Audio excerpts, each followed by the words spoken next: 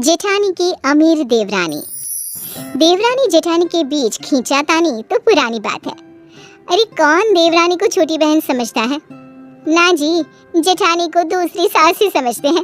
जरा इस घर की कहानी देखिए। दोनों बहुएं आ गई, अब मैं आराम से मरूंगी। माँ, मरने के लिए या जीने के लिए बहू लेकर आए हम लोग? और नहीं तो क्या माँ, देख मेरी बीवी दहेज में क्या क्या लाई है, ऐसी चीजें जो हम लोगों ने कभी देखी भी नहीं थी। क्या नहीं देखा था देवर जी? कौन सा रसोई में रॉबर्ट काम कर रहा है, या फिर हम लोगों का घर सेंट्रल एसी हो गया? अरे अब ना तू मत शुरू हो जा, सच तो कह रहा है ये गद्देदार सोफे, मसाज की कुर्सी और ये देख कितनी सुंदर पेंटिंग, ये सब कहाँ था हम लोगों के घर में? अच्छा, जो मैं शादी में अपने हाथ से पेंटिंग बनाकर लाई थी वो क्या थी जो 10 साल से घर की दीवार पर लगी थी? वो पेंटिंग नहीं, नमूना था बहू। दो हरे तोते के बीच में वेलकम। और वो चादर जो लू कढ़ाई करके लाई थी, कभी पढ़ा भी था उस पर क्या लिखा था? I love you. अरे अब क्या यही स्टैंडर्ड था इस घर का? गांव की देसी कमाल। अरे छोटी को देख, MF हुसैन की पेंटिंग वाली बॉम्बे डाइंग की चादर, और न जाने क्या क्या। सही बोल रहा है बेटा। बड़ी बहू को तो मानो काटो खून सूख जाता है। वो सोच लेती है कि घर वालों को उसकी और उसके गांव की अहमियत बताकर रहेगी। वक्त बीतता है, छोटी को घर वालों का शय मिलता है तो वो भी सर पर चढ़ जाती है। क्यों दीदी, क्या करते हैं आपके पापा? वैसे सुना है गांव में है कहीं आप लोगों का घर? हाँ, गांव की ही तो है ये। पापा इसके किसान हैं। वो क्या है ना, शहर में शादी करना कौन नहीं चाहता। हम लोगों को भी लगा कि बड़ा परिवार है, पिता क्या क्या जिम्मेदारी निभाएगा, तो ले आए इसे ब्याह कर। हाँ, तो बहू के ऐसे कौन से गुण थे जो मुझ में नहीं थे? कितनी बार तो आस पड़ोस की पड़ोसने तक आपको मेरी तारीफ करके गई हैं। याद है जब आप गिरी थी सीढ़ी से, तो मैं ही थी जो हाथों से उठाकर बेड पर लिटाया था।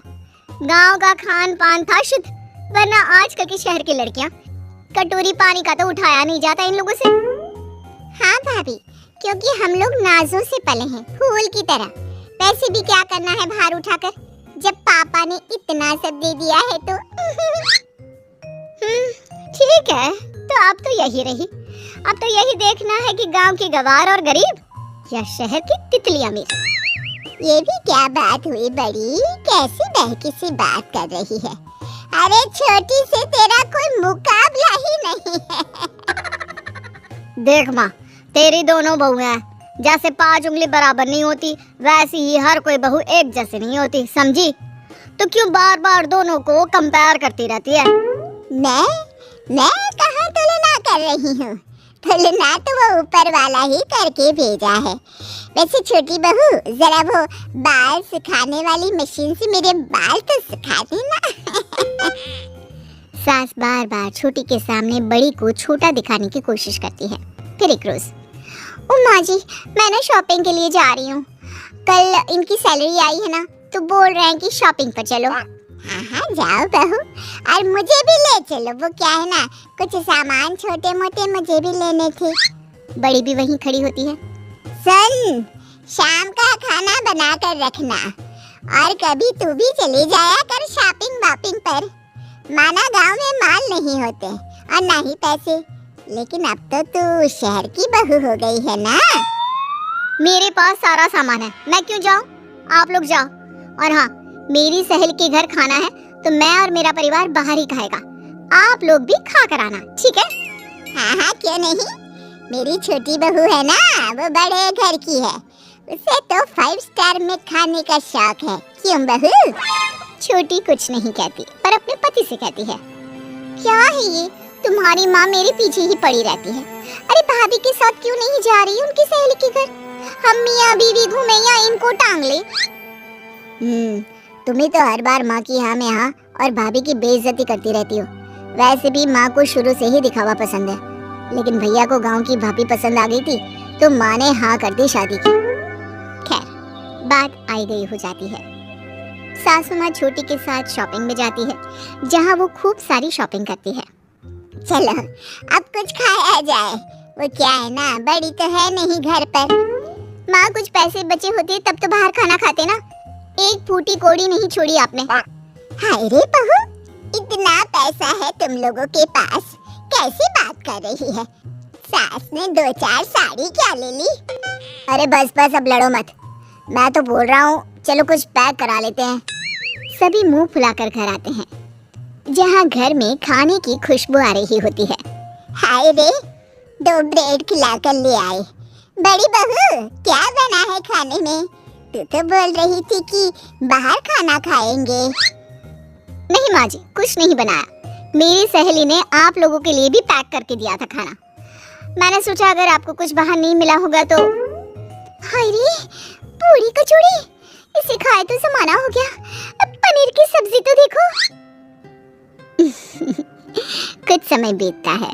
एक दिन छोटा बेटा कहता है, माँ मेरी नौकरी नहीं रही, देश में फिर से वायरस बढ़ रहा है, लॉकडाउन के कारण मुझे नौकरी से निकाला गया। मेरी भी नौकरी छूट गई, अब क्या होगा, कैसे घर चलेगा? छोटे की भी नौकरी नहीं रही और ना ही मेरी, क्या करेंगे हम? हाय रे बेटो, ये क्या बात हुई? वैसे परेशान होने की क्या बात है, छोटी के पापा के पास बहुत सारा पैसा और बड़ा घर है ना, तो हम लोग वहीं चले जाते हैं रहने।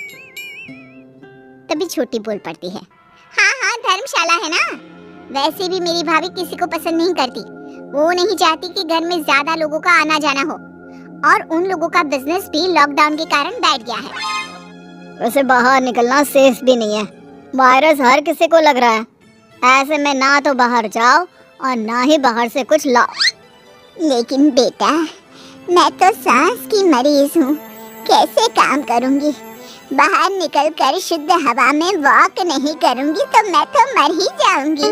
तभी बड़ी बहू आती है, वैसे आप लोग बुरा ना माने तो मेरे पास आइडिया है, क्यों ना हम मेरे पापा के पास गांव जाकर रहें। वैसे हम लोगों का वहाँ बड़ा मकान है, घर का शुद्ध अनाज और दूध, गांव की ताज़ी हवा और वातावरण। जब तक यहाँ सब ठीक नहीं होता वहीं चलते हैं, क्यों? हाँ मैं तैयार हूँ। हाँ, क्योंकि चारा भी कोई नहीं है और इससे अच्छा मौका भी। बहू माफ कर दे, मैं झूठी शान और शौकत में रह गई, लेकिन तूने ही हम लोगों को बुरे समय से बाहर निकाला है।